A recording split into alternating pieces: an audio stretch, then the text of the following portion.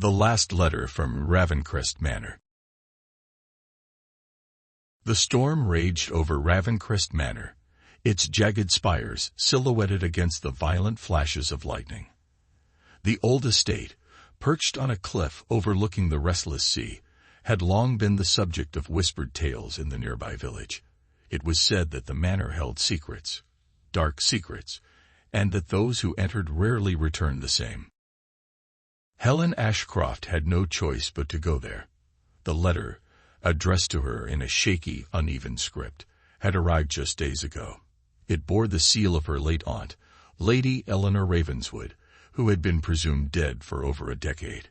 The contents of the letter were chilling.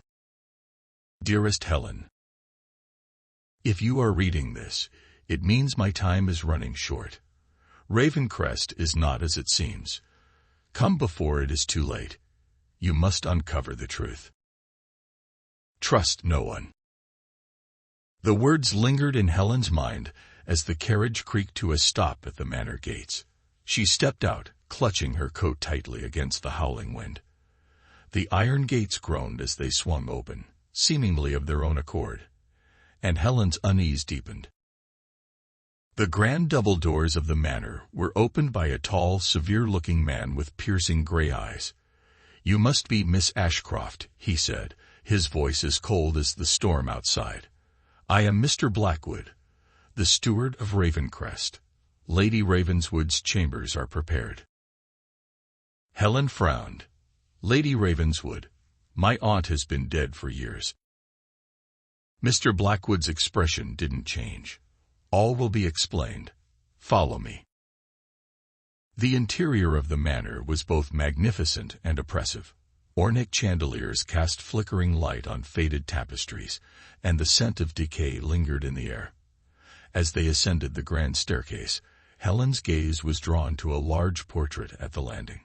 It depicted her aunt, regal and stern, her eyes seeming to follow Helen as she moved. Mr. Blackwood led her to a room at the end of a long corridor. "You will remain here tonight," he said, his tone leaving no room for argument. "Do not wander the halls after dark." Helen's protests were cut short as the door closed firmly behind her. The room was modest but comfortable, with a four-poster bed and a writing desk. On the desk lay another letter, identical in handwriting to the first. Helen. They are watching. The truth is hidden beneath the floorboards in the study.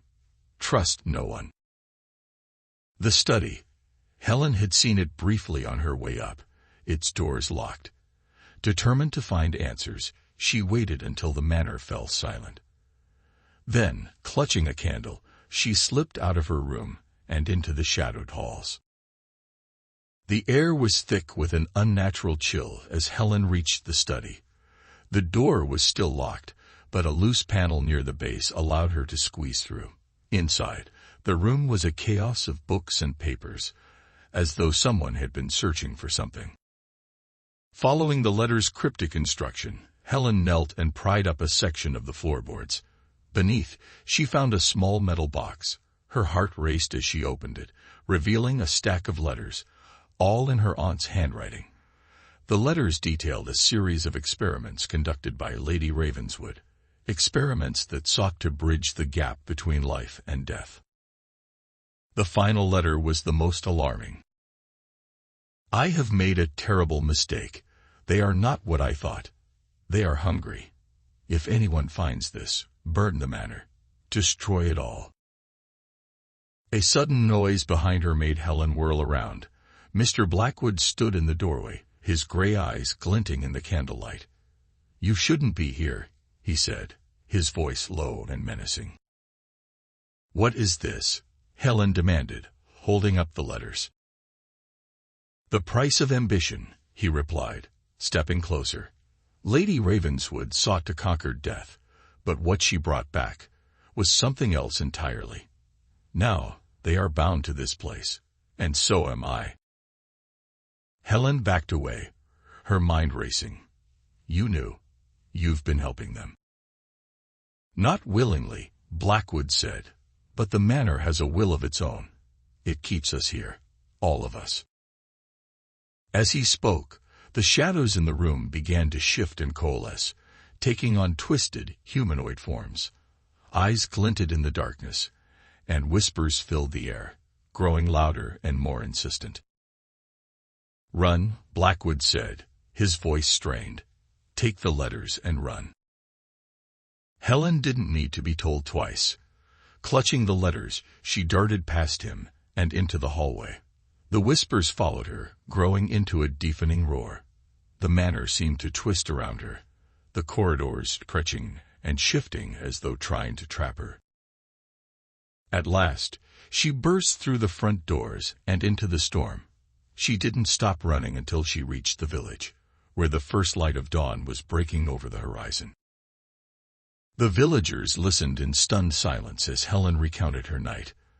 By the time she finished, the letters were in the hands of the local magistrate, and plans were made to demolish Ravencrest Manor. As the manor burned, a terrible wail echoed from its depths, rising above the crackling flames. The villagers watched in solemn silence, and Helen couldn't shake the feeling that the shadows were watching her, even now.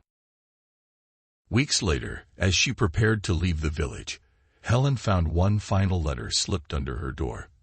It was unsigned, but the handwriting was unmistakable. "The manor is gone, but they are not. Be vigilant. They will come for you."